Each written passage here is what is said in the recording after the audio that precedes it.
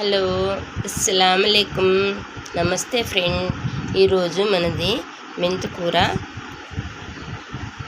మెంతుకూర egg fruit. మెంతుకూర, tomato,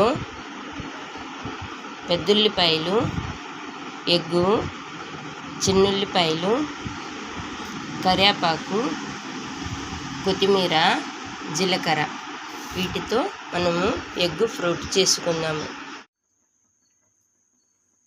ఇప్పుడు మనం egg, మీరు ఏమంటారు నాకు తెలియదు, మా సైడ్ అయితే ఎగ్ ఫ్రూట్ అంటారు, మా ముస్లింలో అయితే అండా కహారజ్ అంటారు. చూడండి నాన్న, ఆయిల్ వేడెక్కింది కదా, దాని తర్వాత పెద్దుల్లిపాయలు వేసాము,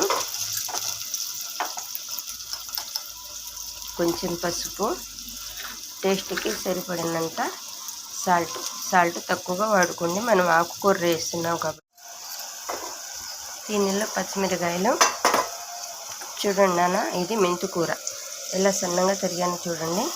మెంతుకూర మనం కడిగేటప్పుడు ఒక 5 నిమిషాలు వాటర్లో నానబెడితే చక్కగా దాంట్లో ఉన్న ఇదంతా పోయిద్ది, మట్టి ఇసుక అనేది పోయిద్ది. చూడండి నాన్న, మనకు అంతా ఆకుకూర అంతా ఉడికిపోయింది. దాంట్లో చూడండి, ఎగ్స్ ఇలా పగలగొట్టి ఒక గిన్నెలో తీసుకొని వేసుకుంటే మనకు ఆ పెంకులు పడవు, ఎగ్ ఫ్రెష్గా ఉందా లేదా అనేది మనకు అర్థమైపోయింది.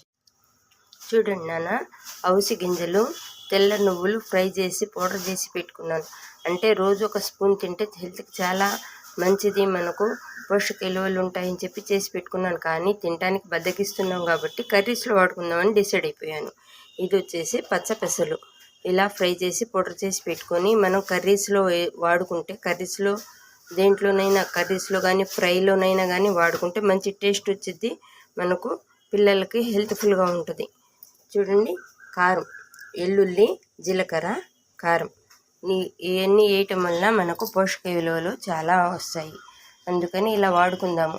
ఎందుకంటే మనకు 45-35 సంవత్సరాలు వచ్చేటప్పటికే 45-35 సంవత్సరాలు వచ్చేటప్పటికే పీరియడ్స్ ఆగిపోయి రక్తహీనత అయ్యి మనం హాస్పిటల్ పాలవుతున్నాము. ఇలాంటి ఆకుకూరలు తీసుకోవటం వలన మనకు రక్తహీనత మన దరిదాపుల్లో కూడా రాదు. అంటే మనం ప్రత్యేకంగా ఆకుకూర చేసుకోవాలంటే చేసుకోలేము. ఇది చూడండి, మనము 4 గుడ్లకి 4 కట్టల మెంతుకూర తీసుకున్నాను.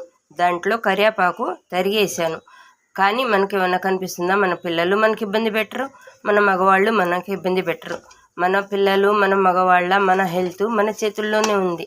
మన వంటగది మాస్టర్ని వాడుకుంటే మనకు చాలా వరకు మనకు హాస్పిటల్ పాలయ్యే ఇది తగ్గిద్దని నా భావన, అంతే, ఏం లేదు.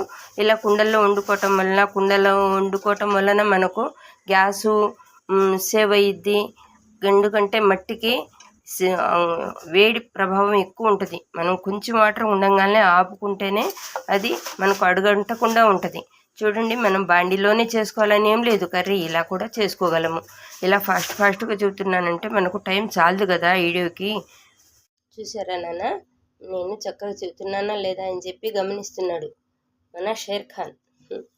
చూడండి, డ్రాగన్ ఫ్రూట్, క్యారెట్, ఒక నిమ్మ చెక్క, ఆలు పరోటా ఫ్రెండ్. ఇది నేను ఒకసారి మళ్ళీ చేసి మీకు చూపిస్తా, టైం చాలదని చెప్పేసి చూపించలేకపోతే. ఇది కోడిగుడ్లో మెంతుకూర కర్రీ.